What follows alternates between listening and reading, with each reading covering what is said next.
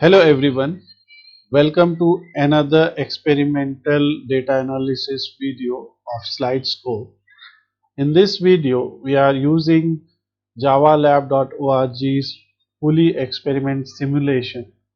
Here you can see this particular experiment represents movement of an object suspended from a pulley. So you can see here this is a pulley and we have two objects of same mass which are hanging here, and that's why this pulley is not moving. But when we increase weight of one object, let's say by 1.1, see this data here and run it, so you will see the weight slowly starts moving, and with that time we have value of the distance covered here. We can download this data and this data will be downloaded in CSV format. So we have done that.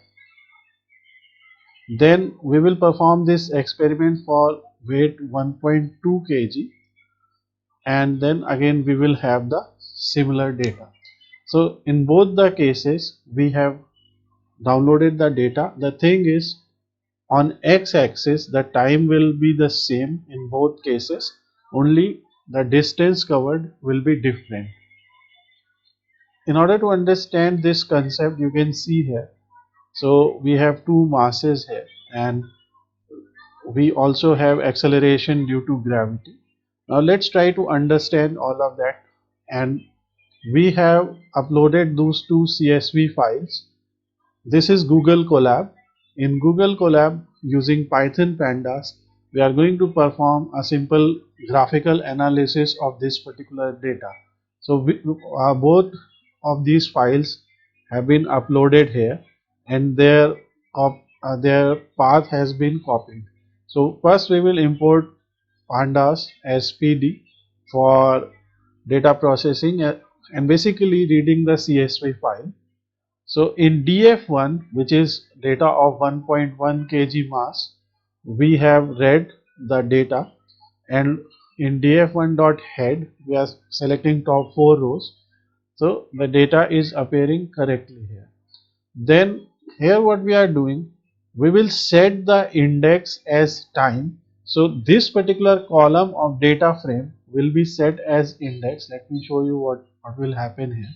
So if you select df1, so here you will see the complete data, and when you do df1.setIndex, so with the help of this particular method, any one column can be set as index. As you can see, we are getting error because we did not provide time as the index.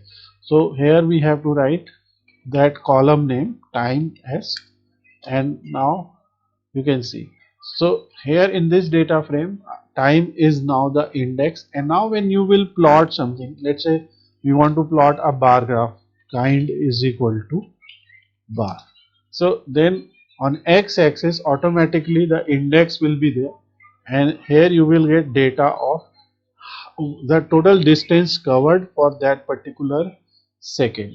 So that's why if you will not write any attribute here, any keyword attribute here, you will see that the graph will be a line graph, and here you can see 0 1 2 3 4. So this is how time is increasing, because time is independent.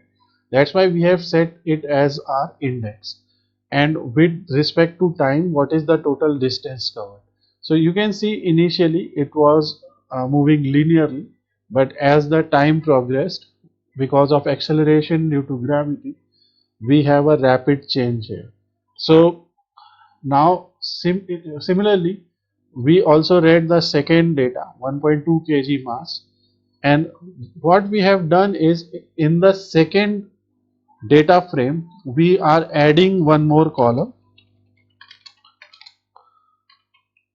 So we are adding one more column, which is basically the distance of the first data frame. So df2 distance cm1 we are naming as distance covered for the first column, and we are copying it from the first data frame, and then we will set index. We will do the same thing in the second data frame also, and then plot.